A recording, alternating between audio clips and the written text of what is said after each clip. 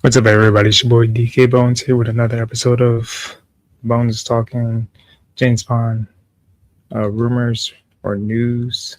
Uh, I never heard of this actor before, Jacob Elordi. I guess he's popular with the Gen Z crowd, but I guess he was rumored to be in position to be the next James Bond. This article comes out of Cosmic Book News, written by Will Harrington. So let's get into the article. Just when it looked like Jacob Elordi Bond rumors were cooling off, they're heating up again. It's the first time I've heard. Maybe I heard of this guy before. I'm not sure. After Matt Bellena of Puck News recently pushed back on reports of Elordi had been cast as Amazon's next new James Bond, a new claim now says the Euphoria star may actually be in pole position for the role. Here's what's being said, and this is the guy right here. My thing is that the article goes on the pros and cons, some of it, of him being maybe the next James Bond and why he may not be. While discussing the latest prediction markets, speaking on the rest of the entertainment podcast, Guardian reporter Marion Hyde said she heard from multiple sources that Jacob Elordi has moved into the lead position to play 007. Hyde stressed nothing is finalized, no one signed anything. Is definitely hasn't been a done deal yet. So it's maybe possible, just rumors. Might just take it for a grain of salt. She added she heard from a number of people that Elordi may currently be the studio's top choice, even if contracts have not been signed. That is what I've heard. Blah blah blah. This is another picture of the actor. That's not a good photo of him. And one of the cons against it is his height. He is 6'5", a whopping 6'5". And then they go on questions remain whether someone that tall eventually plays a spy who blends into high stakes environments like Monte Carlo casinos. Yeah, it's more like a villain kind of a thing where he sticks out as a sore thumb.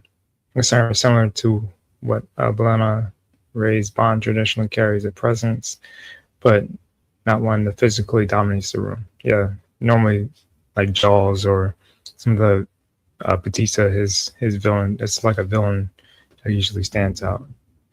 Still, Hyde did not frame it as a deal breaker. So, why does he make sense? Hyde laid out several reasons why Elordi could be a strong pick besides his height. He's 20 years old. He could play Bonds for 10 years. He's one of the biggest Gen Z male stars. I've never heard of him. I guess Gen Z, I guess he's a star for Gen Z generation.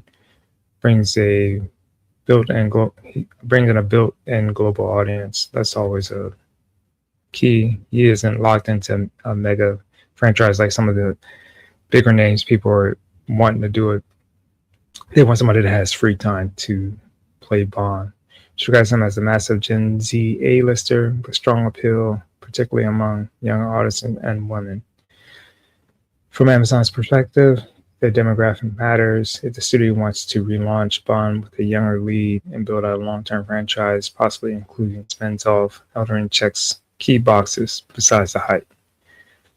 Nationally question, he also is Australian and not British.